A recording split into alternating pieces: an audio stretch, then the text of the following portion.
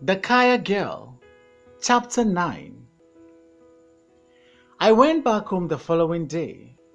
I was supposed to have stayed with Auntie a few days more, but I had a fever and my head hurt, and she wanted to hand me over to my father before it got any worse. It was a relief for everyone.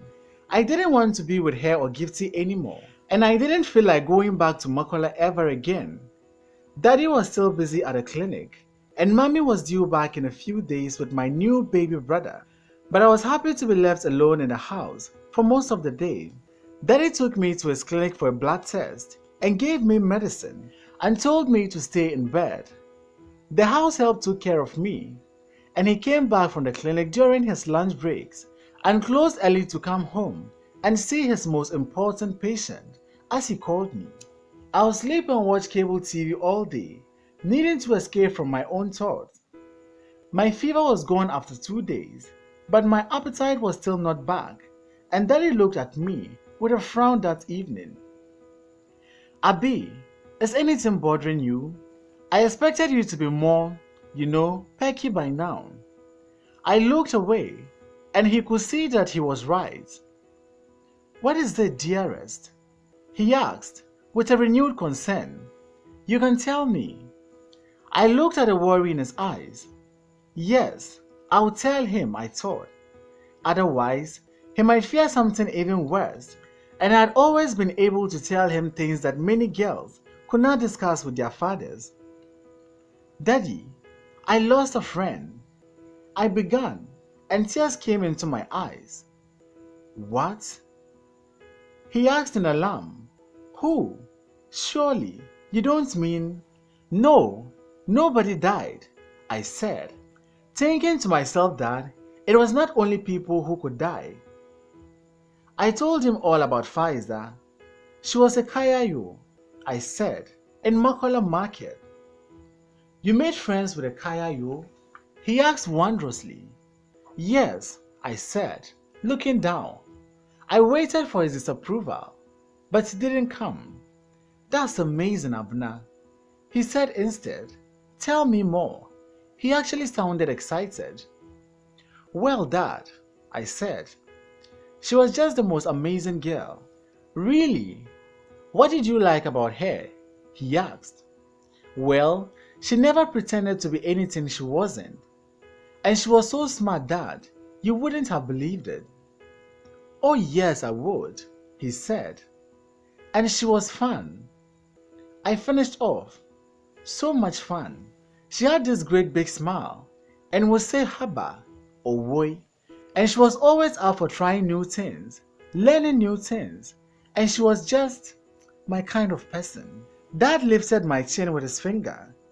You know, Abna, I'm proud of you, he said to my surprise. A lot of children in your shoes would think they were too good to be friends with a Kayayo. I understood what he meant, but oddly, when I thought about it, I almost felt as if Faiza had been too good for me. It was one of the many feelings I had with regards to her, which seemed to be the wrong way round when you look at them in a normal world. Dad, why is it that people here are not interested in the North? I asked. He replied. I know what you mean, but the North is a fascinating place. Oh, have you been? I asked. Oh yes, he replied. I even worked there once. What? I exclaimed. You never told me that. Well, you never asked, did you? He replied, and added in a teasing tone, you little Southerner. Indeed, I reflected. I had hardly ever thought or heard about the North till I met Faiza.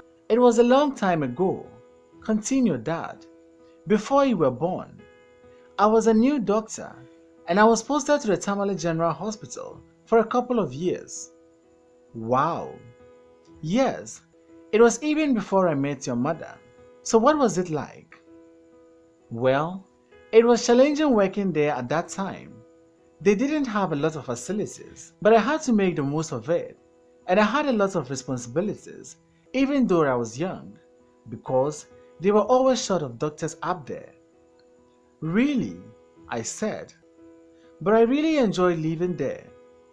Although it was hard in many ways, it was also very interesting to observe totally different cultures and lifestyle from ours. And I found the people so warm and hospitable. I loved their food. I made friends at work, and they took me to their homes at weekends, and their mothers and wife cooked for me, and I loved it, especially TZ. Tunzafi. I smiled. I liked it too, Dad. I said eagerly. Pfizer introduced me to it at the market. He smiled back. It's great, isn't it? Especially with granite soup, full of green leaves. What a difference this was from Auntie, I thought. She would turn up her nose at Hausa food. I wish I could have spoken to Dad about this a long time ago. And I wish I could have told Pfizer that my dad had lived in the north. It was very hot up there though, he continued.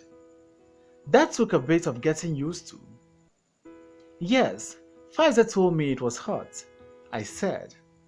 So, and he took my hand and asked gently, what happened with Pfizer? Dad, I was naughty once and brought her into Auntie's shop when Auntie was out. I wanted to show her the internet. Oh yes, I'm sure she liked that. Oh, you should have seen and heard her, Dad. But a couple of days later, some money went missing from the shop. Gifty told Auntie that I had brought Pfizer into the shop, and Auntie blamed it on her. Oh dear, well, you shouldn't have broken your auntie's rules. Don't you, Abna? Yes, Dad, I know, I replied. That was bad of me, and I apologized. But Dad, I know she didn't take the money. Auntie was acting as if she must have taken it just because she was poor. But I know, no matter how hard things were for her, she wouldn't have done such a thing.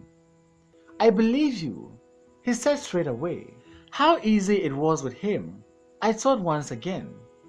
But Auntie didn't, I said. She sacked her from the shop. She disgraced her. It was awful. I didn't know what to do. Tears rolled down my cheek once again. I didn't even get a chance to say goodbye. Daddy held me, and I sobbed into his shoulder. I'm sorry, sweetie, he said, patting my back. I'm sure it was all a dreadful misunderstanding. Would you like me to speak to your auntie? I don't know. I hiccuped. She was so angry, and it was all so dreadful. Okay, you know what? Ask Daddy. Let's just give a little time, and then you can think of what to do. No rush. I nodded and lay my head on his shoulder again. It was so comforting. I didn't wish myself away anymore. This was where I wanted to be. I wondered if Pfizer had anyone to comfort her. Abna, Dad continued, people make all sorts of assumptions about poor people. Sometimes, it's almost as if they see them as a different species. I nodded into his shoulder. I was calm and drowsy now, and just wanted to listen to him talk. Sometimes, I feel as if I have lived two lives, being two people, the poor boy from the village and the successful doctor and world expert in tropical medicine. The poor boy from the village. Now, I did need to talk. I had never known that about my dad. Oh yes, I was born in the village, just like your friend. My father abandoned my mom, so we were very poor. We wore rags and didn't have enough food to fill our bellies. But we worked hard on our farm, and my mother saw that I was an inquisitive boy who asked a lot of questions, so she begged her brother to take me and send me to school. Fortunately, he did so, and I did well, so much so that I eventually won a scholarship and ended up going to the university to study medicine.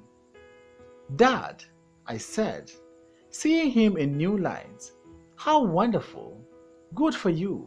I knew my dad had relatives in the village, but I never realized he was born and raised there himself in poverty too. He just seemed too polished and cosmopolitan. It was hard to believe, and especially for someone like me who was born right into the fruits of his labor. It was difficult to imagine the courage and the spirit that had led him to transition between two worlds. But then, I knew someone else with such a spirit. Don't ever let anyone make you feel bad for befriending a village girl, he concluded, because, remember, your father is a village boy too. I was on my feet to greet Mommy and my little brother when they arrived the next day. He was adorable, all baby sounds and smells. I couldn't put him down and was sorry I had to go back to school on Monday. I had wanted a brother or sister for years, but Mommy had suffered from poor health due to asthma and had grown used to being the only child. She was amazed by how much I had grown over the holidays. We are two women in the house now, she said. She asked how things had gone with Auntie Lydia, and I said fine. I didn't want to bother her with the Pfizer issue, now that she needed to settle back home with little Kwesi. There will be time for that later. It was good to be back in school. All the busyness, all the familiar people, all the routines. Makwala now seemed worlds away, and the trauma of the last day there was dissipating. But what never left my memory was Pfizer herself. As I reunited with my friends, it struck me each time how missing something was from our interactions, and how I had never noticed it was missing before I had met Pfizer. My friends were fun, and they shared my space and my daily life, but there was no one with whom I had the kind of bond I had had with her. In our first English lesson, Miss Faraday told us to talk about what we had done during our summer holidays. Many of my classmates had been abroad. Helena Owusu talked about shopping with her mother in Oxford Street, not the Osu version, the one in London. Alex Ampofo talked about some huge aquarium in Dubai, and especially about the sharks. The American and other foreign children had been back home or to exotic holiday locations all around the world. When I said I had spent the holiday with my aunt at Makwala Market, there was a few giggles, but I didn't care. I had been abroad for holidays many times before, but this vacation at Makwala had been one of the most memorable in my life. I knew that hardly anyone in my class would have been to Makwala, not even the Ghanaian children, so I described it in detail, and Miss Faraday nodded delightedly. So can you get huge squimmy snails there? Alex Ampofo asked gleefully. I told them about the traditional medicine section, where you could get dried chameleons and other weird and wonderful things. I knew Alex and his cronies would soon be visiting Makwala. The girls were interested to hear about my auntie's shop and about all the fabrics and clothing and makeup one could buy in the markets, so much cheaper than in the shops of Osu and cantonments.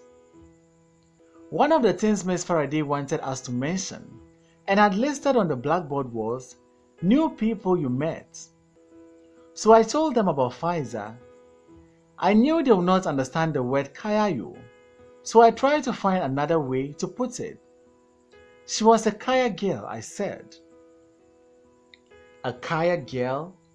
Miss Faraday asked, sounding the R with her American accent, while several of my classmates echoed my own question from 2 months ago. A Kaya what? I explained to them what Kayayo was and talked a bit about the North, the things I had learned from Pfizer, and the life of girls like her in the city markets. It was so different from everyone else's account of the holidays that they all listened quietly, and when I was done, Miss Faraday thanked me for teaching us all so many new things about the country in which we lived. For homework, she asked us to write an essay based on our discussion in the class that morning on the best things about our summer vacation. I wrote my essay that evening. In it, I described Makwala Market and how Pfizer and I met. I wrote about her work and our unusual friendship and how she had taught me about her home and introduced me to their food right there in Mokola.